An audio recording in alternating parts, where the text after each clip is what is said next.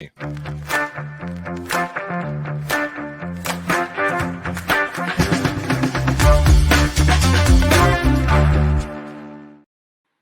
guys, welcome to another episode of Grow Within Video, where every week we get one member of this community to come on our show and we pick their brains on something that we think they are extremely good at, right?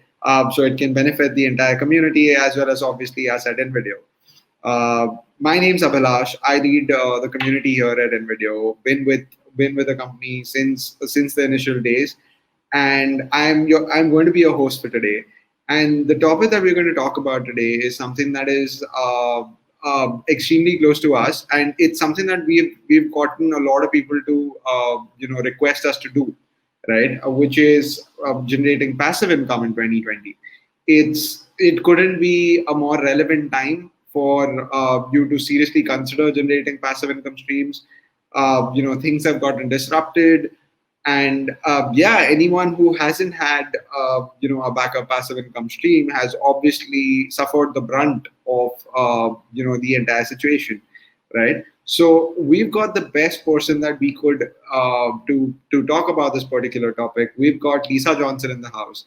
Now, Lisa is a passive income strategist.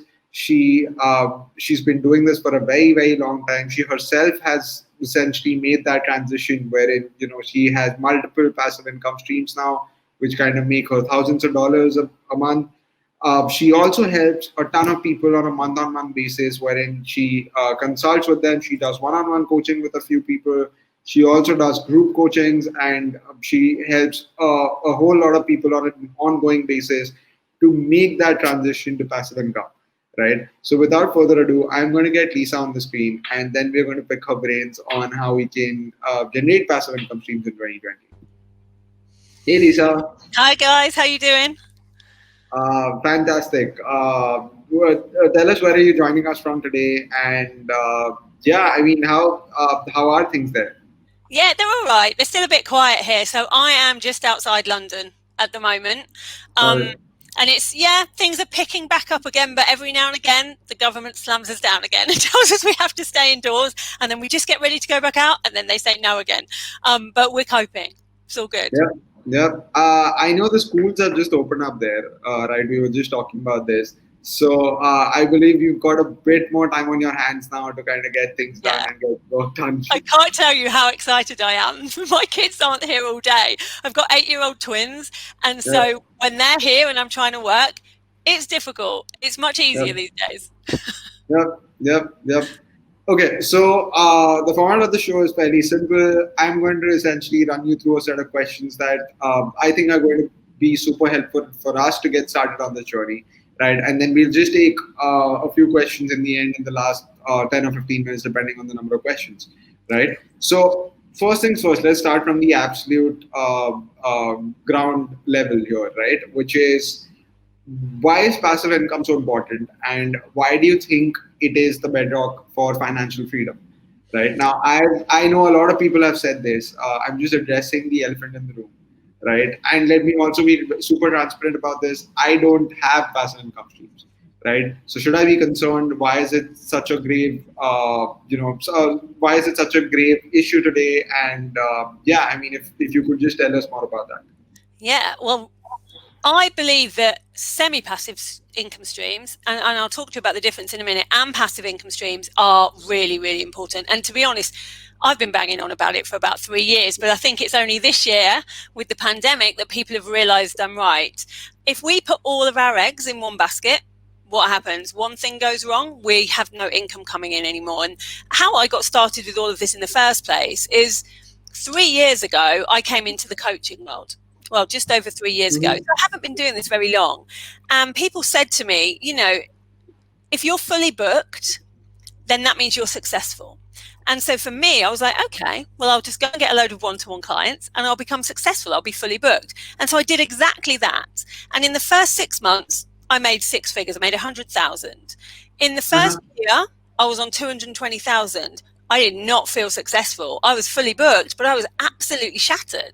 I was working from 6 o'clock in the morning till 11 o'clock at night. And I thought, when I came away from corporate and wanted to work on my own, as we all do in our businesses, the reason I wanted to do that is for a life of freedom, a life Yeah. where I get to travel as much as I want and see my kids and pick and choose who I want to work with. And it felt very much like that wasn't the case. And all I was doing was work, work, work. And I suddenly realized very quickly that I had hit an income ceiling.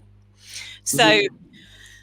I couldn't take on physically any more clients. People were giving me money and saying, like, I'd like to work with you. And I was like, I cannot take your money. I literally have no more time in the day. So I'd hit this income ceiling. That was the first problem.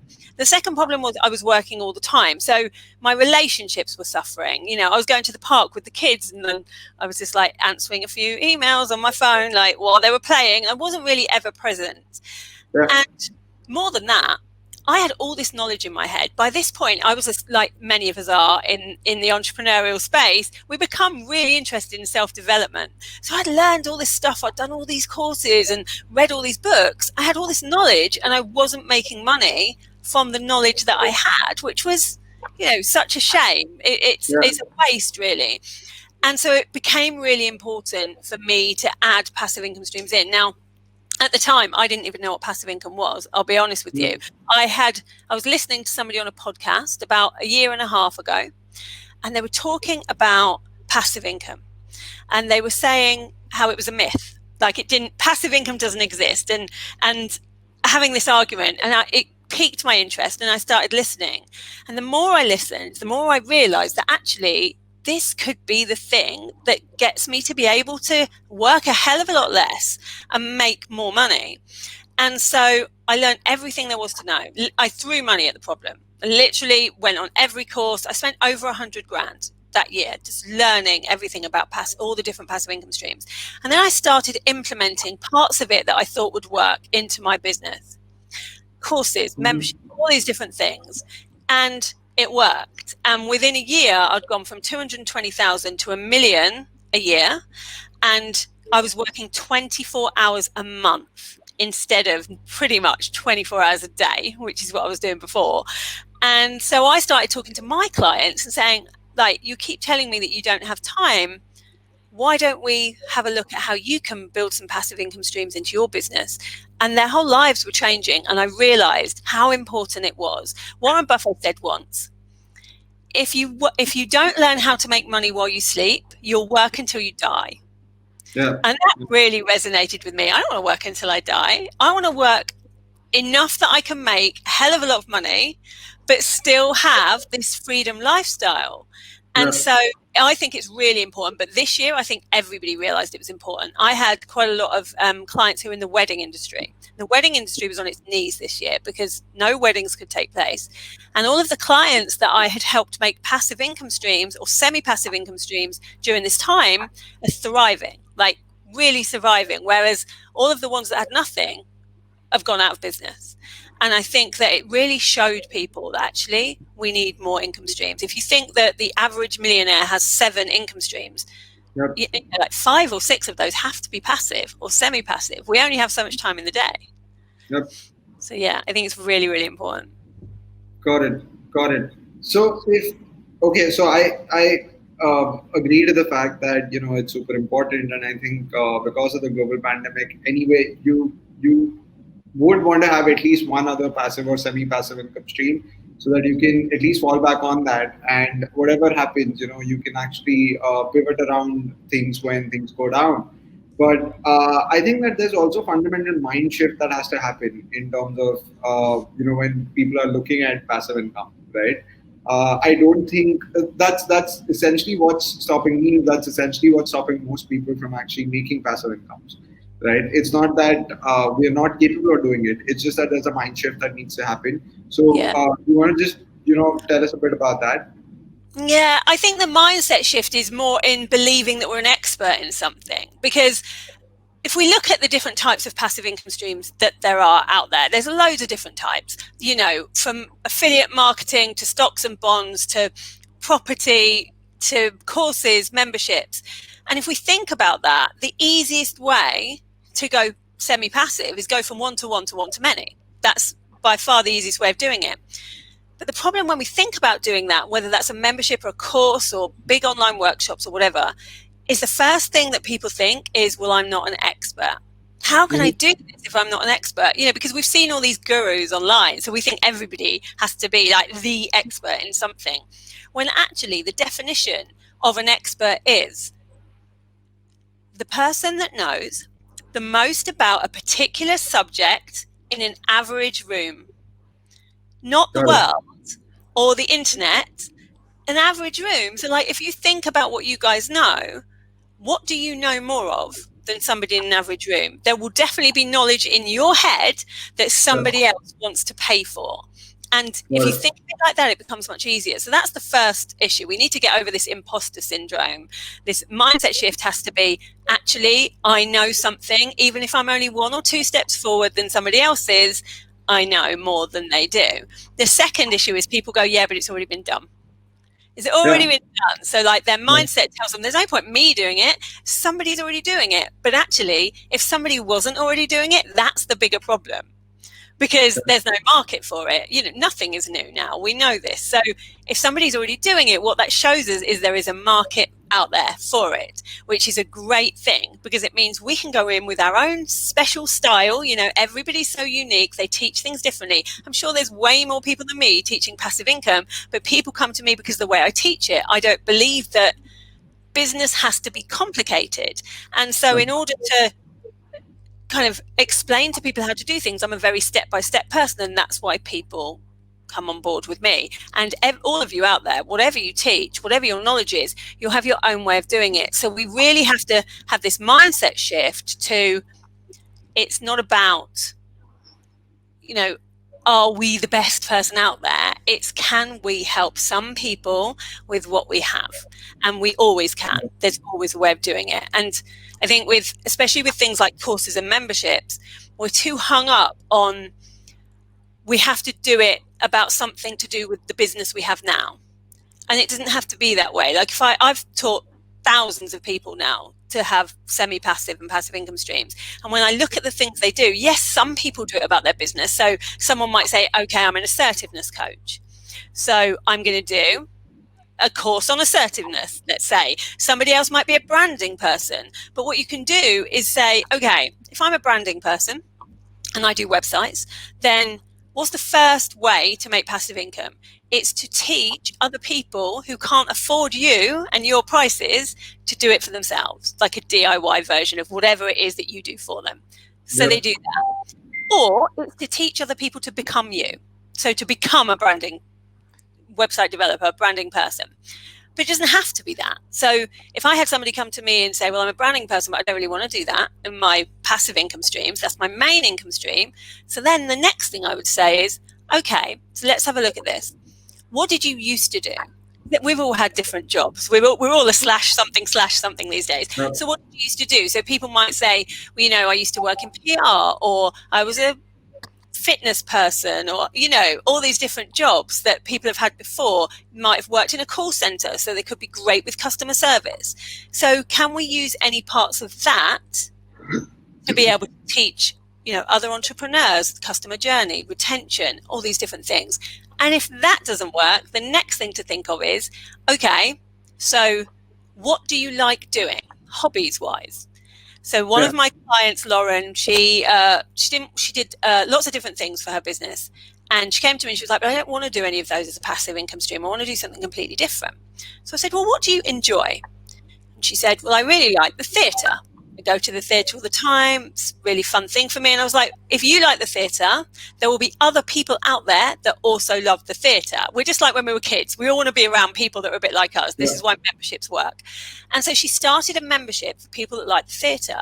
Last year, she made $600,000 just on that one membership that had nothing to do with her business. So we need to really start thinking about, what kind of things we can do that we already know or we already like, and think about how we can inject these into our businesses. I now have a jewelry range, for instance, that's completely passive.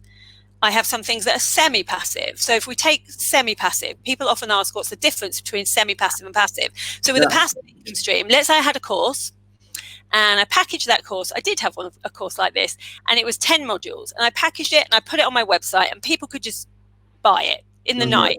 So I could literally wake up the next morning with more money in my bank account than when I went to sleep, but I'd done nothing. I'd already written the modules, the workbooks were done, I'd already done some videos, and people go off and buy it.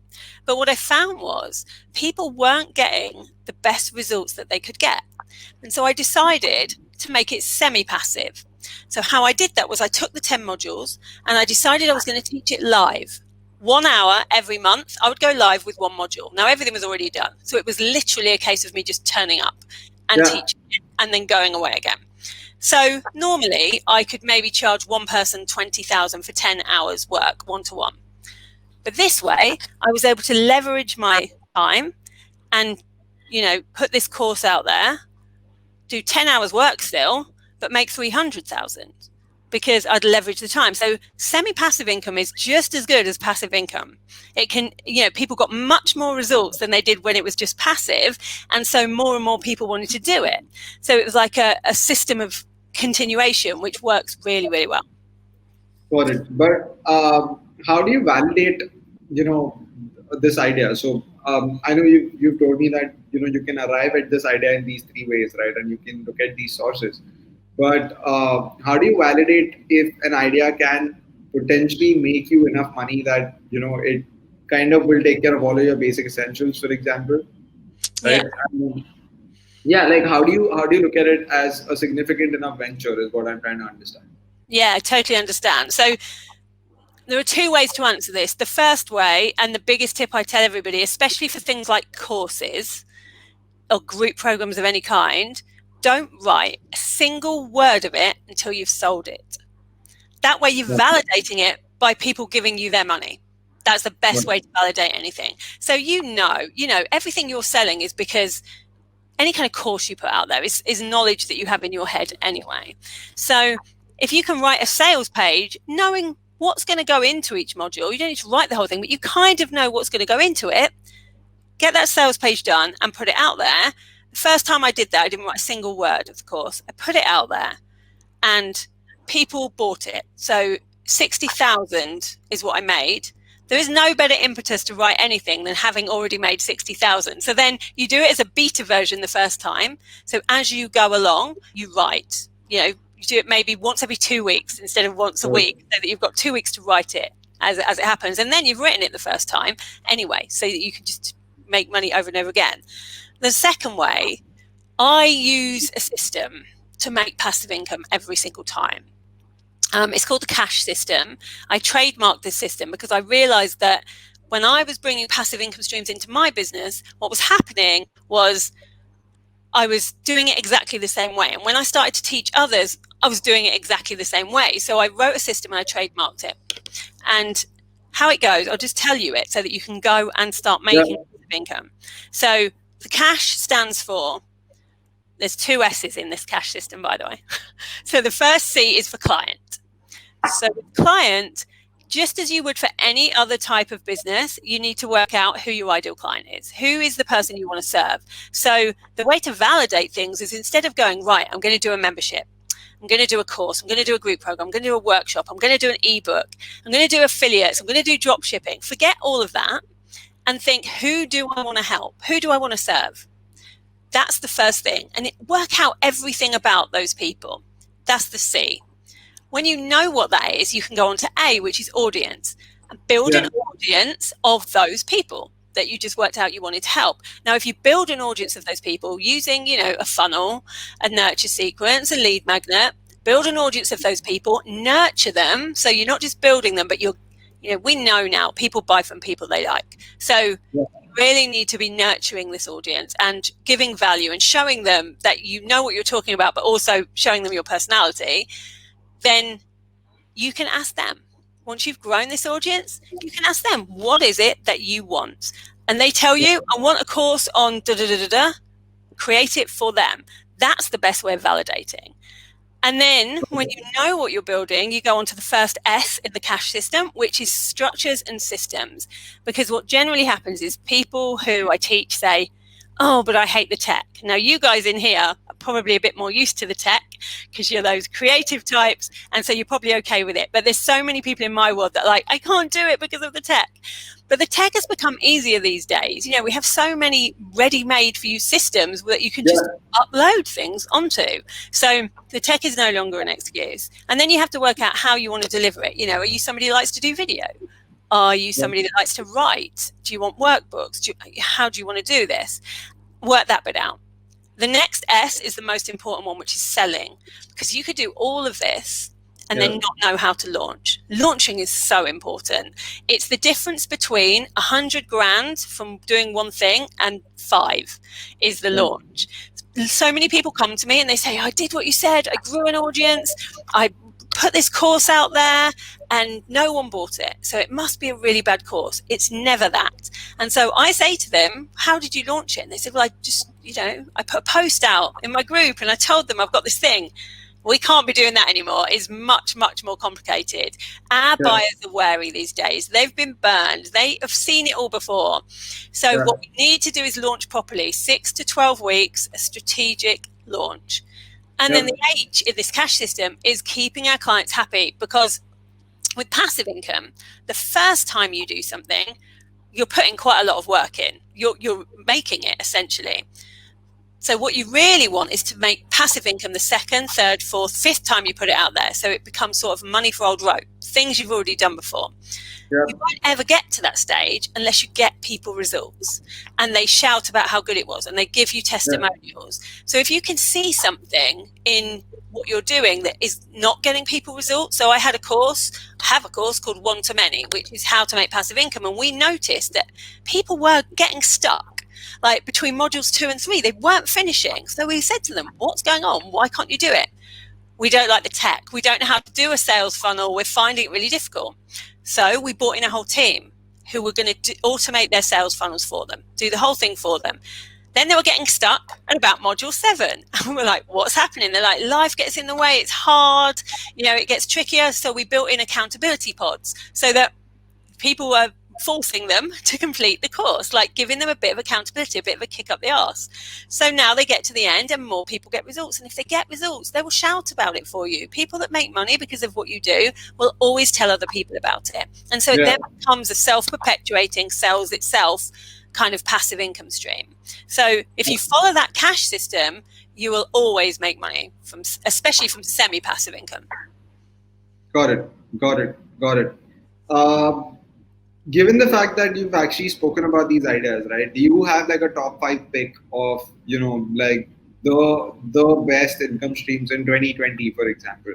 And when I say best, my criteria is fairly simple, right? Streams that actually work, right? Streams that are a lot more dependable. I'm not necessarily saying in terms of, like a quick fix kind of a setup.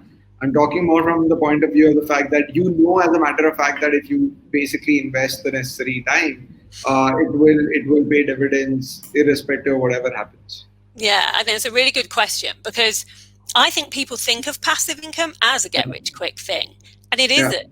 It doesn't. I mean, I wish people would just call it leveraged income, but people call it passive income. And the problem with that is people think you don't have to do anything. You do have to work really hard at the beginning to set things up. I mean, the best way I always explain it is if you had a spare room in your house, you painted that room, you put a bed in the room, you marketed the room, you've done the hard work. Then when somebody ends up in that room as a tenant, they can pay you every month and you do nothing. That's where you're making the passive income. But look at all the work you had to do before it. And that's the same with this, with any kind of passive income streams, there's work up front.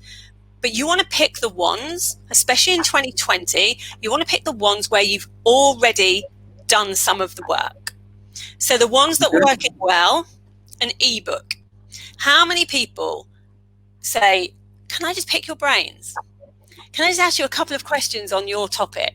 Like, people do that all the time. I had a client who was a wedding planner, and we make, in the wedding industry, you have to do a styled shoot, which is like a fake wedding so that it goes in magazines and blogs. And people used to say to her all the time, you're so good at this. Can I just have a coffee with you and ask you a few questions about how you do it? I said to her, no more. Write an ebook about how you do it and put it on your website. So she wrote this ebook, it's a PDF, £27, put it on her website. She now makes hundreds of pounds every single month just from that ebook. So when someone says, can I pick your brains? Nope, but go and buy this low cost offer for £27. Like, it's obvious. So that's the quickest one, because I suspect that most people watching this will already have something they can turn into an ebook. Yeah. The second way, especially if you have an audience, is affiliate marketing. So if you're a creative type, and I guess loads of you will be on here, if you are constantly recommending things to people, so I have an audience and they always ask me, what do you use? What kind of systems do you like? And I'm like, I use Kartra. I like using ActiveCampaign, like all these different things. Then you need affiliate links for all of them, because you will get paid every time. So if you look at somebody who's big in the coaching industry, like Amy Porterfield, she has a whole page on her website saying things I like. And it's listed like a load of things she likes. Every time someone clicks on that and buys it, she's making a packet. Like, you imagine the kind of numbers that go to someone like hers website. So you're making money. So you've got to start somewhere. So if you're already telling people, I just use this and it's really good, go on to that person and say, can I have an affiliate link? There's always one, even if it's a course that you use all the time, and start making money from affiliates. So that's number 2. The third is courses. Like, you have knowledge in your head that you are not making money from right now. You need to be making money from it. So courses is the next one. Now, all of these things are dependent on an audience. It's so important you grow your own audience. There are so many people out there that will say, you can make 6 figures with no audience or with 20 people. It's a lie. It's just a complete lie. I tried. You need an audience, and it doesn't take that long to grow. So it's worth doing. And then you can sell to that audience time and time again. It took me 5 months to grow an audience of 1,200 people. In month 6, that audience made me 100 grand. It's worth it. So grow your audience. But courses is a no-brainer, because you already have the knowledge there. The fourth one is memberships, because a membership is so semi-passive. I have a membership called the Get Shit Done Society. And in that membership, 550 people in it. And all that happens is once a month, I invite somebody to come in like this and do a training like you have with me. So they do a training. The rest of the time, they just have a Facebook group where they're all chatting to each other and they're supporting each other. I'm probably in there 2 hours a month. That membership makes me over 300,000 a year. Like, and that's because I've capped it at 500. You imagine if you don't cap it, like, you could be making money for 2 hours a month continuously. So memberships is a good one, because you can do it on all sorts of things. It doesn't need to be on, strategy or video or whatever. You could do it on anything. I have clients that have memberships on everything from dating to Caribbean cooking, everything in between. Everything there is already. I had this, there's this story of this priest, right? So this priest, he was an older priest that had done loads of sermons in his life, and he'd kept all these sermons written down. So he started this membership where he would put a sermon each week in this membership for all the younger millennial priests who couldn't be bothered to do it to buy. They would buy it as part of a membership because they didn't want to write their own and give it to their do that sermon to their congregation. He was making like 30,000 a month doing this, and it was stuff he already had. And you hear about these stories all the time now because there's so many things people think of. So a membership is a really good one to do. Another one that works well is an app. Building an app. I have another client who's in the wedding industry. She built an app, and yes, you need money and time up front for this one. This is the one that probably is where you have to invest. All the others, you don't really have to invest. This one, you're going to put money in to build the app. But once it's built, she had this one for the events industry where people would pay her to go and put hire companies to put their chairs on there and their chandeliers and whatever else they had to show them. The other side were people in the events industry, like wedding planners, that would pay her to go on there to find those things. So all she had to have was the actual app. she didn't have to do anything after that. So building an app is a really good one too. But I mean, honestly, I could go on forever. There are so many. Drop shipping is a great one as well. Stocks and bonds are a good one, but you have to know what you're doing with that side. That isn't one that you want to like definitely do unless you know what you're doing. But if I could choose any, I would always go memberships, courses, ebooks. First three. Got it. Got it. Got it. So and I mean, if those are the five ways, what is the minimum time commitment that people should look at? Like, if they're actually serious about this, what is like the average time frame that they should look at for either one of them? Yeah, so the time thing is a weird one because the only real time commitment that you're going to have is growing the audience, because that's the hardest bit. It's also the bit that most people give up on, because we've all had a Facebook group that after 2 months you're tearing your hair out because no one's even looking at you and you're just talking to your mum and your friend on there. But you have to get through that stage because that's the hardest bit. If you can spend 5 to 6 months properly putting time in to grow an audience, you can then choose any of those options or all of them and still make money. So I chose all of them. So I have all of those income streams with the same audience of now 7,500 people, but that's taken 3 years to build. So you really want to be thinking, how am I going to grow this audience and where am I going to grow it? So for some people, it's an email list and that's all it is. And they're going to nurture that list every single week. For me, it's a Facebook group. For you, it's a Facebook group. We have our audiences in different places. For some people, it's on Instagram.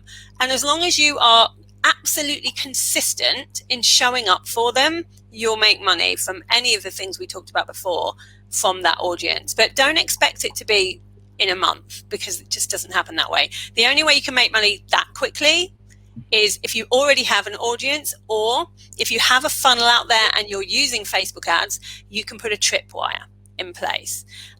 Tripwire is a small, low-cost offer that you put on the thank you page. So we just started doing this last month because I teach people about tripwires all the time and I'd never bothered doing my own. And then decided to put a little mini course, £49, on my thank you page. So as people were coming into my funnel anyway, they were coming just to get them on my list, really, just to get them in my group.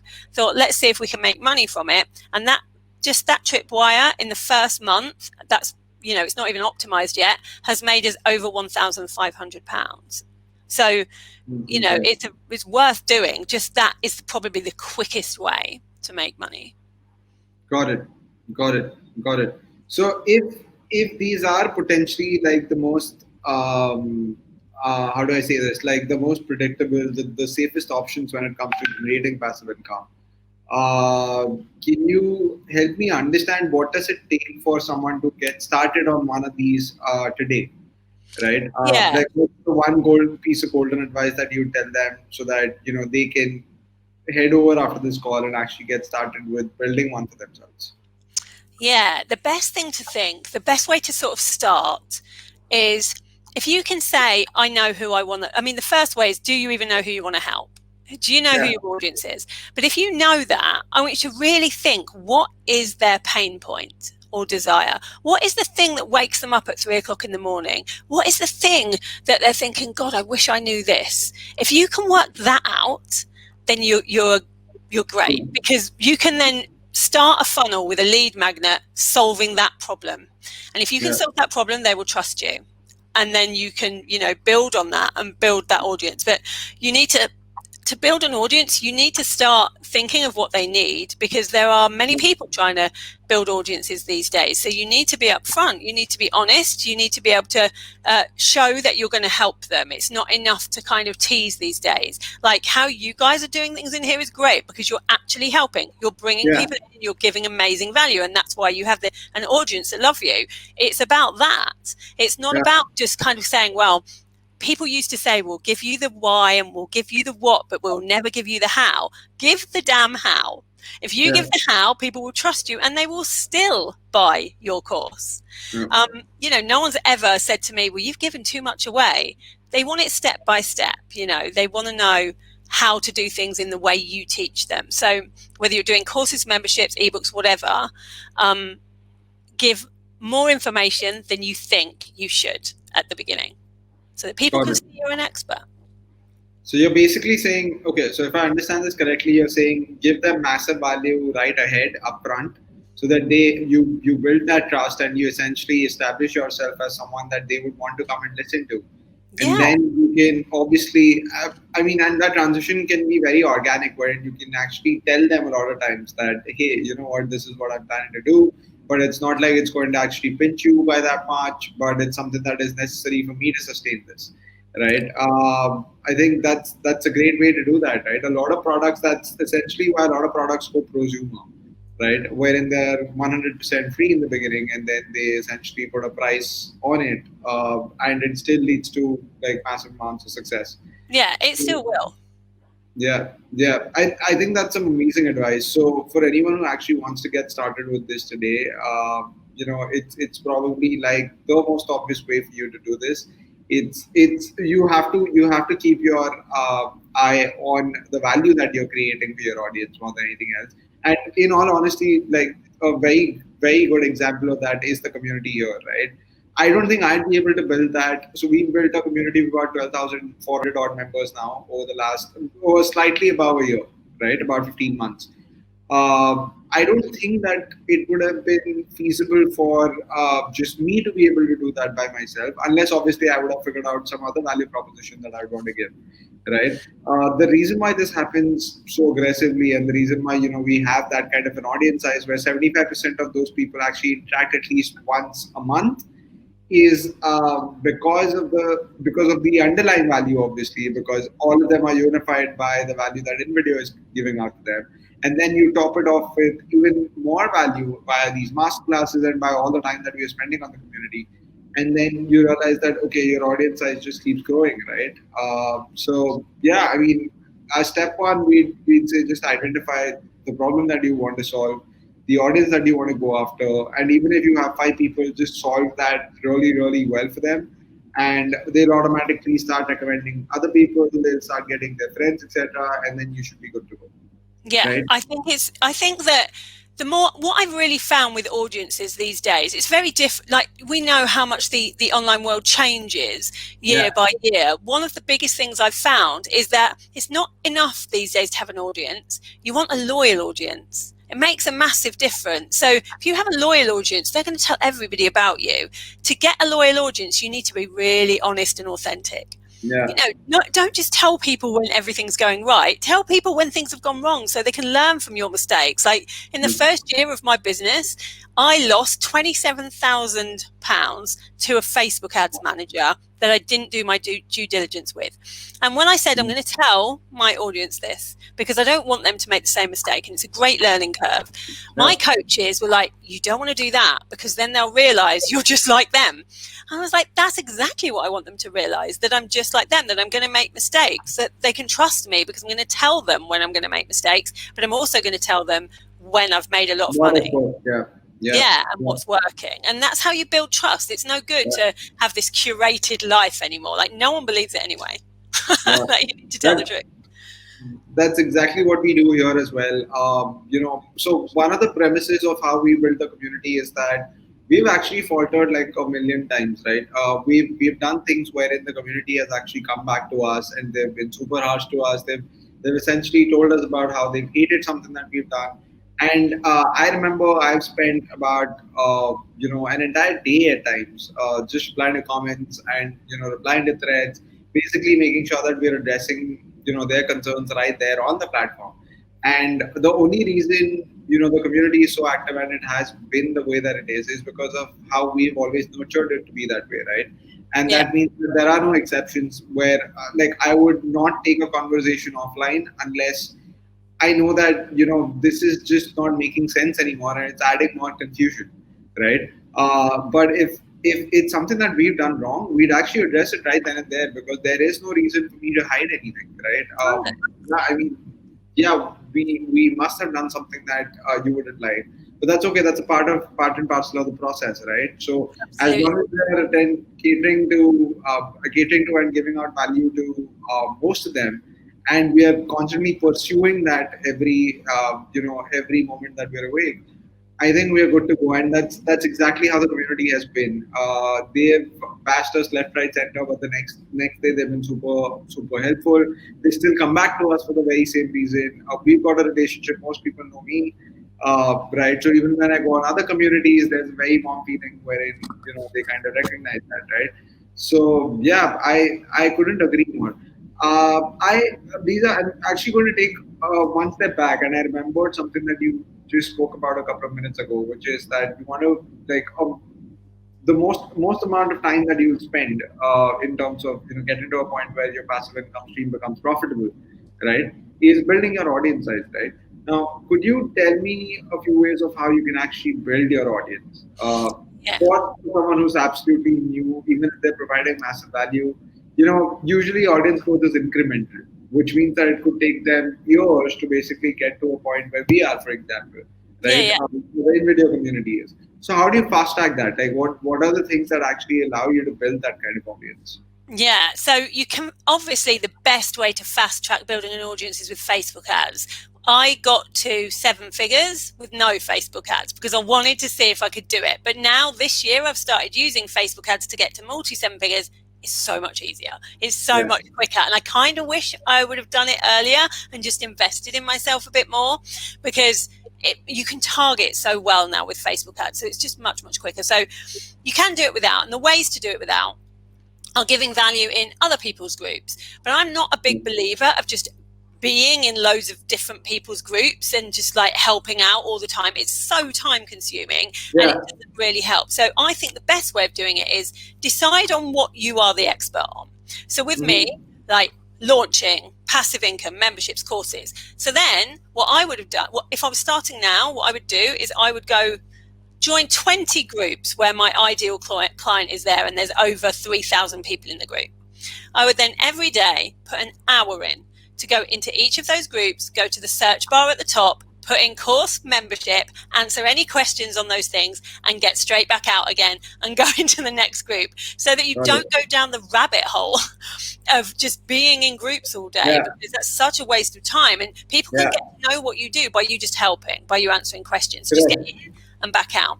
The second correct. way to do it for free is do a presentation that on your absolute expert topic and pitch to memberships and speaker kind of things, summits, that kind of thing. I would have said speaking on stages this year, not so much, so summits, Yeah, and just ask if you can go in and do a presentation for them, and at the yeah, end you can generally give your freebie, your lead magnet. got So it. at the beginning I decided that I wasn't going to use ads, so I said, okay, what I'm going to do instead is I'm going to pitch to 4 a month. I'm going to try and get into 4 memberships or groups like this a month, and I did. And they ranged from, only 50 people in them to like 15,000 people in them. And every time I did, I'd get somewhere between 10 and 100 new people in my audience. So that Got it. was quicker than me, trying to help out one person at a time, which takes too long. And also, there's so many memberships out there now. I have a membership. If people come to me and they're like, can I do a training? I'm like, yep, let's put you in for this day. If they're any good at what they do, and I've seen them talk before, they're going in. So they do that to build their audiences. So this is one way of doing things. But if you Got want to fast track it, Facebook ads is brilliant. And it. Yeah, use something like a quiz. Like we're using a quiz at the moment, and it's really working. Like people love a quiz, yeah, and we're getting like 1,000 new people in every single month with the quiz. So you can fast track it, but don't fast track it too quickly, because to ask yourself, do I really want an audience to sell to that quickly, or do you want to yeah, get a feel for it? Because I've seen people who suddenly have an audience of 10,000 people and they have no clue how to deal with it. So you get used to things. Your first lives that you're yeah, going to do, your first training is going to be awful. You don't want 10,000 people seeing that. You want the 10 people at the beginning to see yeah. that. You'll get better as you go along. So don't go too fast, because you're still going to need to nurture that audience to trust you anyway. Yep, yeah, yeah. Uh, I actually have one question to ask you before we get to comments, right? Which is that we've spoken about all of this. We've spoken about the opportunities that are there in 2020. We've spoken about what it takes for people to actually make that initial jump, We've also spoken about from that point in time how can they scale their audience and how can they keep building it. But what is the biggest mistake that Lisa you feel when people actually get started with trying to go down this road, Yeah. and if you agree to in the first place, if they figure out that this is important enough, and if they at least make an attempt to do that, right? What is the one short way for them to fail, and why? What is the biggest reason for people to fail? I think there are two. I think the first thing I see is they don't build an audience long enough. So they're so desperate to make the money that they build an audience for 2 months and then they're like, right, I'm going to sell to them. And their audience doesn't know them enough by then. So their audience is like, oh, we don't like this. It feels a bit sleazy, and they run away. And so then their audience is depleted. So it's worth giving it some time. That's the first one. Also, a lot of people listen to this, you don't need an audience to sell a course thing, which is just not true. So Yeah. that's another thing. But really, the biggest thing that people do wrong is launching. They do everything else right and they don't launch properly. They just go straight in with a webinar rather than doing like a lead up. You have to really plan it out and think, like lead up to it. Think about doing videos, pressing the pain points of your ideal client so they realize that they have a pain point in the first place. And then, talk to them about, maybe do a challenge or a summit or an interview series so they can see why they need it. You need to lead them to it. It's all psychological selling. And if you just jump in with, come and do this course, it's like going to a bar and asking someone to come home with you on the first night. Like, no one likes that. You need to be doing it slowly. You need to be showing them they need it first, and that's what launching is about. It's about doing things in a strategic way, which we see people doing all the time now. We can just look out there at the people we think of as gurus and look at how they're launching. It's usually in the same way, and that's for a reason. Got it. Got it. Uh, one thing that I just remembered, which we actually haven't spoken about, is if you build an audience and if you've done all of that. So let's say the first step is to actually get to like a decent audience size that has the potential to pay you, right? But I know that a lot of people would want to know this because it is something that is an important transition to make. How do you get that audience that has come to expect insane value from you all the time on an ongoing basis to suddenly start paying you for the same knowledge? Yeah. So I think you have to be really honest with your audience from scratch and say, hey guys, I'm going to be giving you so much free information because I want you to see that I know my stuff. And eventually I'm going to be asking you to pay for some of that stuff on a much deeper scale. But for now, this is what you're going to get. Like, this is a treat for you. Be really honest from the start. I think as long as everybody's open and honest about things, people love it. Like, I never go into start a webinar or a challenge without saying, hey guys, I'm doing this challenge because at the end of it, I'm going to sell you something. Because then they expect it. And no one's like, oh God, she's selling to me, because I've told them I'm going to. And so they're happy with it. Got it. Got it. Got it. Just be open. Okay, so that was epic, Lisa. What I'm going to do is I'm just quickly going to just skim through some of the questions here, right? Yeah. So Judy wants to know, sounds like the world needs a training for dating. That Tyler's Lisa assistant. Or are you already doing this, Lisa? Maybe that's my next passive income stream. I'm going to do a whole dating membership on how you shouldn't go to a bar and ask someone home on the first date. But no, I feel like you're right, though. I feel like that is needed. Yeah.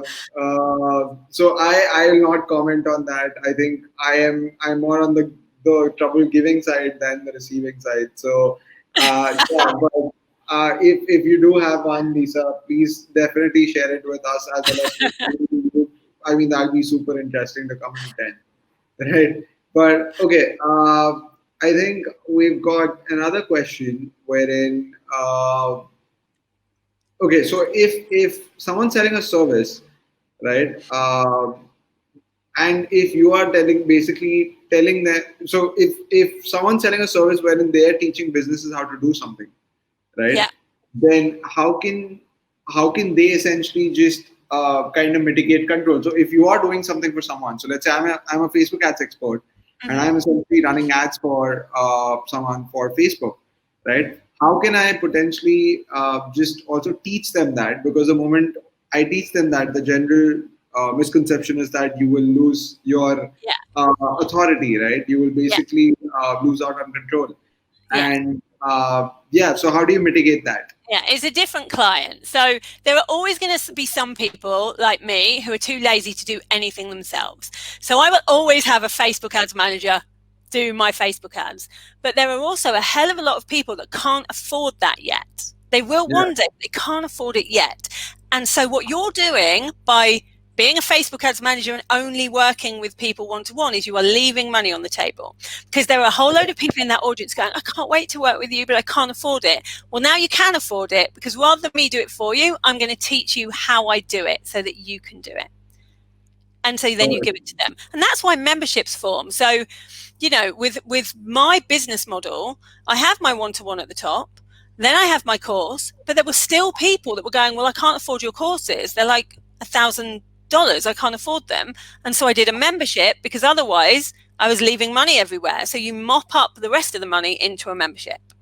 And then it's like a Got stepping it. stone. They come into the membership, they learn what they can, they go into your courses, they learn what they can, and then they're ready for your one-to-one, whatever that is, whether you're a branding designer or a Also, face. to answer that question, I think this is something that we spoke about in the beginning, right? Which is that you need to decide which one's going to be your primary active source of income, right? And then you don't cut right into that, right? You keep that as your active source of income, and you don't necessarily do anything to jeopardize that. You basically go and find out alternative things that you're good at, or problems that you can solve, Yeah. and then build them out exclusively as passive income streams. Yeah, you can do that if you're worried about it, but I would never be worried about it. There is Yeah, always going to be enough people that want the VIP route as opposed to the non-VIP route, and never worry about making your competition either. Like, I have cake makers who now teach thousands of other people how to make cakes yeah, to sell. In effect, they're making their own competition. But there are so yeah. many people out there that you're never ever going to need to worry about it. Yeah, yeah, yeah. And even in the example of the cake, just because you're showing someone how to do it doesn't mean they will be able to replicate it as is, Yeah. right? Or sometimes it's just about convenience. It's just about the fact that I know how to do something doesn't Yeah. necessarily mean that I'll I do mean, you it. do it. Yeah, so if anything, this actually strengthens that feeling, right? So yeah, I mean, I agree that people should basically not kind of dig that deep into it, and they should just kind of go for it, Yeah. right? But okay, so we've broadly covered everything that we wanted to talk about here, Lisa. One quick question, right? When you are essentially doing when you're building an audience, and when you're kind of trying to add value to them, and all of that is happening, I know you don't use a lot of ads, No. right? But now that you have started using them, right, do you think Facebook ads are essentially something that will come in extremely handy? And what is the kind of money that you would spend on Facebook ads, and how far can it actually get you? Yeah, and I think how you have to think of it is, have you got time or money?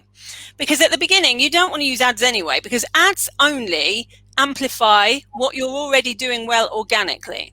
So if you Got it. start using ads from the beginning and you don't know what you're doing organically and you don't know what's working, you just throw money down the drain with ads. All ads does is show more people what you're already doing really well. So you want to start without the ads. But when it does come to a point when you're like, everything's working really well, so I now want to scale that and I want more people to see, that's Yeah. where ads come in handy. And at the beginning, I was only spending around $1,000 on ads a month. And it was enough to get me a lot of people. Now I'm spending 5,000 a month, and that's getting me between 1 and 2,000 people, new people in every month. And that's because I'm gearing up for a big launch. So, Got it. it depends what you're doing. Use ads for something. So I see people using ads for a launch, let's say. I would Yeah. never use ads for a launch. Instead of using ads for a launch, use ads to list build, so that you can nurture your audience, so that when you do launch, you don't need ads, because they're already there in your audience to sell to. Yep. It's a Yep. cheaper way of Yep. doing it. So you okay? So just to give everyone who's watching us here an example, I actively like doing what I do here for in video, right? I like essentially working in the growth marketing team and kind of taking care of that side of things. and that's an active choice. So I'd want to spend most of my time awake, doing that, because it's also something that gives me the most amount of joy. But does that mean that I can't essentially, get a financial planner and kind of start investing, Yeah, right? you could I do could that. do that. Yeah, I could potentially just spend about 3 hours every weekend, and we'd be good to go, right? I can read up on the fly. Most people, in fact, who actively start investing start off like that, right? And Yeah, they do. from a certain point, they kind of realize, and they still essentially use experts. It's not like they don't. It's just No. that you know how to ask all the right questions, and that's what kind of makes all the difference, Yeah, right? and there's different ways of investing as well. Like you don't have to. There are some ways of investing right now. Like somebody was talking to me last weekend about wine, investing in wine, where they know everything about wine. I don't, so I'll give them 10 grand. They will get a wine portfolio for me, buy all the wines that they think are going to go up. They usually make around 12%. And so then they'll try and sell some of those wines to make some money for me and buy new ones. The worst thing that can happen in that investment, no one buys anything and you drink all the wine. Yeah. There are fun ways to invest, but yes, stocks and bonds, you can learn relatively easily these days online and start playing with money you can afford to lose at the beginning. Yeah. And then once you've got your head around it, then you can Yeah. start. Yeah, yeah, couldn't agree more. Couldn't agree more. Uh, Perfect. So, Lisa, we've covered our agenda. I know I've had a lot of fun on this, and I know I'm, again going to go and check out your YouTube channel. But just for everyone who's watching this, what is like the best hub for them to come and learn more from you? Yeah, I mean, the best way to come into my world is to see if you're ready for passive income. So take my quiz. It's thecashcalculator.com. Um, so just I'll put it in the comments, but it's Yeah, thecashcalculator.com. That will take you through a series of questions, and then you'll get a personalized response of what you need to work on before you make passive income. So it may be your audience, it may be launching, but it will tell you exactly where you are. And that's the best way to come hang out with me. perfect, perfect, perfect. So that's going to also be super useful to anyone who is joining in. I think that can be their first step. I am definitely going to take that quiz. Please, by all means, do drop them in the comments on the same page, right? So that anyone who watches us later or anyone who's joining us live, you can actually pick that link and go see how that can pan out. But yeah, Lisa, this was a pleasure. It's Thank you so really nice to much talk for to you. coming over. Yeah, it's a Friday night where I am. It's about half an hour to go for midnight, but I don't think I'd have done anything else, other than sitting here talking to you about this, because there's so much depth in terms of how you look at this. And as you pointed out, you've spent thousands of dollars getting to understand the system really well, and I know that a lot of the things in that space are something that you would have discarded, right? You would have realized that this is not something that's working out. Absolutely. You can't just stick to that and say that no, but I am going to just make this work instead of moving on to the next opportunity, right? So yeah, guys, you should definitely go take the quiz. I think it'll be super helpful. And yeah, let us know if you like this session. If you think this is helpful, please by all means do invite your friends and family here. It's a great place for them. They're going to have a ball. Just meeting other members and talking to them. And yeah, Lisa, we are so glad that we could actually host you today. Oh, thank you. It's really nice to see you guys. And if you have any questions, just put them in here. I'm in the group anyway, so I can always Yeah, ask yeah, questions. yeah. Oh, Perfect, there's perfect. the Guys, link. Thanks, Pale. yeah, yeah. So, okay, I'm just going to put it up here so that everyone can see this. But yeah, thecashcalculator.com. Brilliant. Perfect. So, Lisa, again, thank you for joining us. I hope you've had fun, and I know I have to catch up with you. We'll have a chat on the community and so on and so forth. Guys, she's on the community now. She's one of us. So please, by all means, reach out to Lisa. Tag her in the comments if you'd like her help. And yeah, definitely take out the quiz, guys, because I think that's going to be insanely valuable for you, irrespective of whether you have you have a passive income stream or you don't have one at all, or you have three or four and you want to scale them, I think it's going to be a super valuable resource. Yeah. Uh, And tell me your score when you do. Let me know your score in the comments when you've taken the quiz. Yeah, yeah, yeah, yeah. I'm going to take one, so I'm going to start that routine. But perfect, guys. Thank you so much for joining in, everyone who's joined us over the last 1 hour, and we're going to see you again next week, wherein we are going to sit down with some other members of the community as well as with our host Steve Dotto for the Just Between You and Me show, and we are going to bring you a couple of other master classes next week. But up until then, this is me signing off. Thank you, Lisa, for coming on over. Just stick around for a bit until I kind of end the broadcast. Yeah.